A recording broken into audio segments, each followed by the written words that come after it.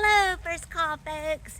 It's Cheesy Dieta here to share with you something I wanted to share with you in October, but you know, March is a good time to share it as well. When we met together at Luther Ridge, y'all were studying the book Tempered Resilience, and I know this isn't the book, this is the study guide, but y'all were looking at ways to be a leader that can roll with it, right? And be resilient, tempered resilience. And you really use the illustration of the blacksmith and the forge and that idea of those concepts to help you be strong and resilient and confident and flexible with whatever comes your way, knowing how to adapt. So what I did, look for it in the mail coming your way soon, is I made you a little key ring type looking thing. It's not a key ring, but it's got the different ideas from the book in just an outline of it. So this is the forge, and here is your apron, and the red one is going to be the tongs, the hammer, the pink is the bellows, and then we've got the anvil, right? And this is just a mnemonic, just something to help you kind of remember the concepts. And you'll have a little key inside your purple envelope too that kind of shows you about what each represented, and then a yoga something that you might could do to help you with your memory of those concepts. So I've got it nice and big here because I know that little thing didn't copy exactly how I would have hoped it would be nice and bright, but let's look at some of these ideas today together so that if you want to just use the video to help you go over these ideas, you can do that. So it's not a very long practice and a sequence that you can use any part of it at any point in a day. And remember, that's the best way to work in your self-care. Little bite-sized pieces, right? You don't have to spend an hour doing something or a half an hour even just 5 minutes or 30 seconds of doing something can break up things, interrupt what you're doing in a day so that you can do the rest of the day in a better way. All right, so I've included a card in there if you have any questions about what we shared today. And so please ask questions. If this doesn't work for you, no problem, chunk it all in the trash. It's all right. It's all good. You take from the offerings that I give you what will serve you well.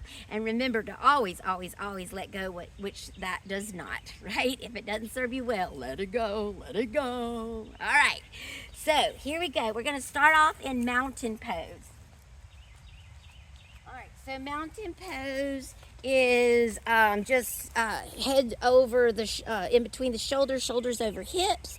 All right, and then we'll move into the apron where you put on the apron to prepare for work. We're going to use that as self-reflection time. It's like you turn on your flashlight and show the attention around your body where it can go. All right, so mountain pose, I always often like to close my eyes for that introspection, that interoception process. Feel your feet really connect to the ground, and I'm really proud of these shoes, so I'll show them up close because they got cheese and mouse on them. Woo-hoo! Cheesy Dieta. You do you, and I'm having fun over here being me. All right, roll your shoulders up to your ears and back and down. Let them hang by your side. Everything in your legs, it squeezes tight to the bone. Belly, bum, and back is strong. And you have those shoulders relaxed. Not where God didn't mean for them to be, like where we carry them, but where we need them, where God needs them to be, and not where we often have them. Roll them back and down. And just look around in your body. And just notice sensation. What feels itchy? What feels scratchy? What is achy? What is rested? What is tired? What part feels bright, activated? Notice any pains. Just notice sensations and just shine a flashlight up and down the body so that you can prepare the forge, get the fire started, and you've got that apron so that you are putting it on and ready to go to work.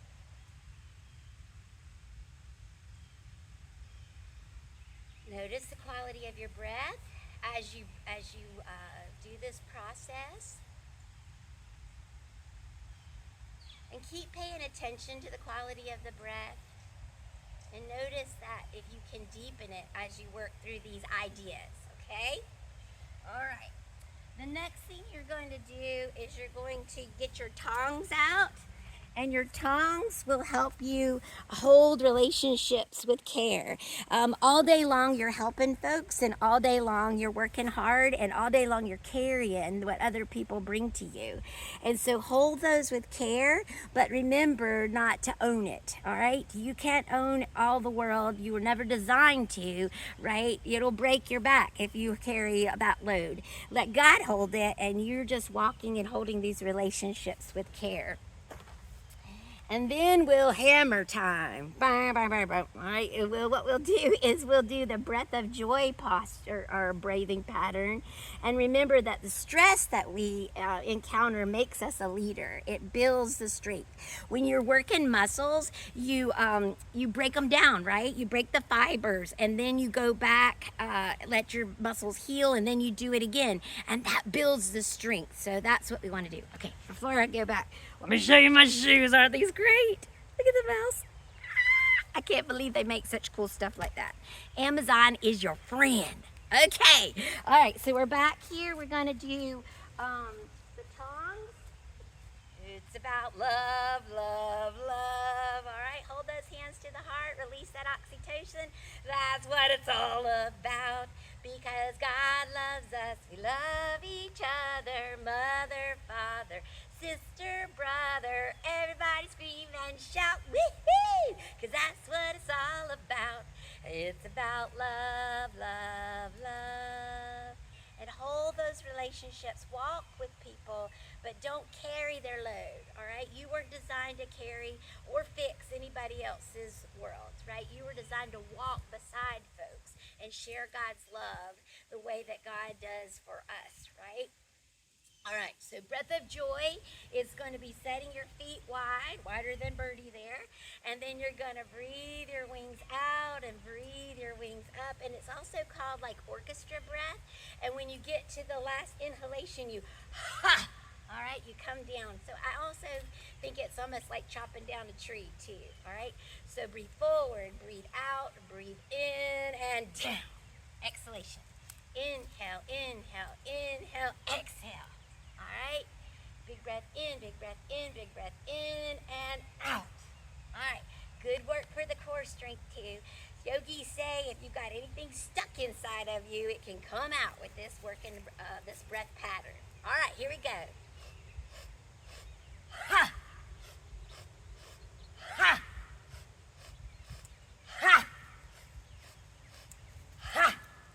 Now you can always do things more than 3 times, 4 times, but I always think if you can remember to do things 3 times for the Trinity, Father, Son, and Spirit, or you can do it 4 times for the Gospels, Matthew, Mark, Luke, and John. I've never been really good with numbers, but I can keep up with how many times I'm doing something sometimes with a story, and so, or concept. So if that works for you, give it a try. 3 times, 4 times, but you can do it 5 times or 10 times.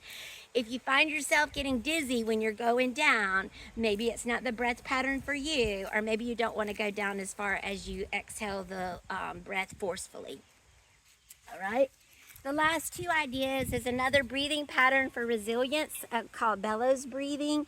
It's a little different maybe than if you were to Google bellows breathing and see how that works, but remember this helps us stoke the fire.